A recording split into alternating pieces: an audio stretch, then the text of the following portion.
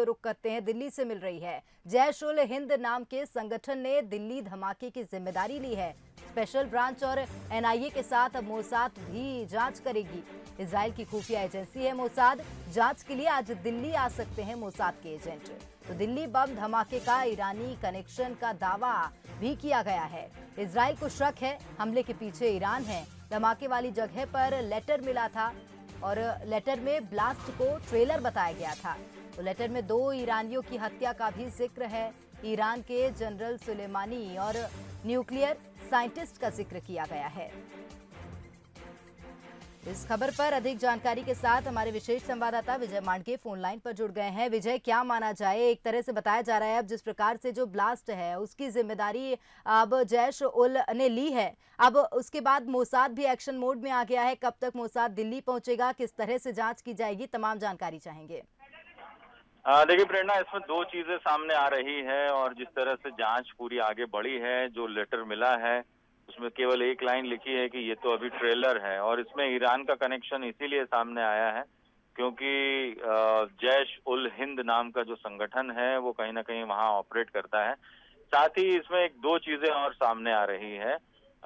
Israeli जो defence है उसको शक ईरान पर है क्योंकि जिस तरीके से उसमें जिक्र किया गया है न्यूक्लियर साइंटिस्ट का जिक्र, जैसा कि आपने भी बताया है कि एक न्यूक्लियर साइंटिस्ट और जो सैन्य कमांडर सुलेमानी जिनकी पिछले दिनों हत्या हो गई थी, ये दोनों ईरान के प्रमुख लोगों में से शामिल थे। तो ईरान के जो न्यूक्लियर साइंटिस्ट है मोहसिन फखरजादेह, उनकी भी हत्या की गई थी। तो ये 2 लोगों की हत्या का शायद बदला लिया हो क्योंकि इजराइल की तरफ से ये अटैक किया गया था, ऐसा कहा जाता है।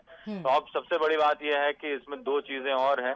एक तो ये संगठन ने ली है और इसके पीछे एक और शक जो है वो ईरान का जो इस्लामिक रिवोल्यूशनरी गार्ड कॉर्प्स जो IRGC है, ये एक संगठन है ईरान का सैन्य बलों का, सशस्त्र बलों का ग्रुप है जिसे अमेरिका ने विदेशी आतंकी घोषित करके रखा हुआ, जबकि ये ईरान का एक हिस्सा है सशस्त्र बलों का।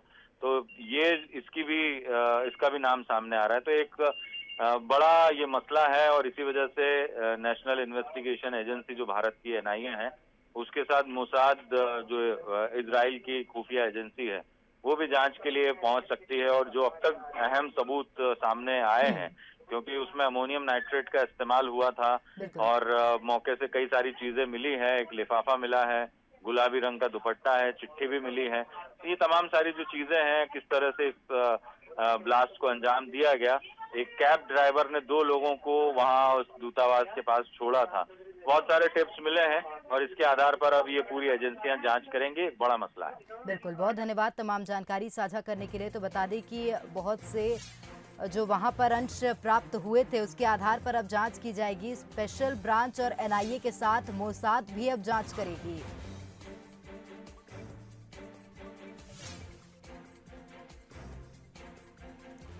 तो आइए आपको समझाते हैं कि मोसाद जो है वो मशहूर क्यों है। दरअसल 1949 में औपचारिक रूप से मोसाद अस्तित्व में आई। 1972 म्यूनिख ओलंपिक में 11 खिलाड़ियों की हत्या का बदला लिया था।